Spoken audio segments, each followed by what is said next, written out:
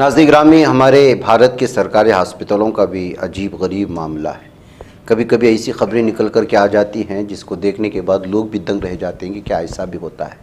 तेलंगाना के जगतियाल ज़िले के एक सरकारी अस्पताल के अंदर से 13 दिसंबर को क्रिसमस की जश्न के दौरान रक्स किया था। बताया जा रहा है कि कुछ काम नहीं था, इसलिए नाचना शुरू हो गई। ये देख लीजिए।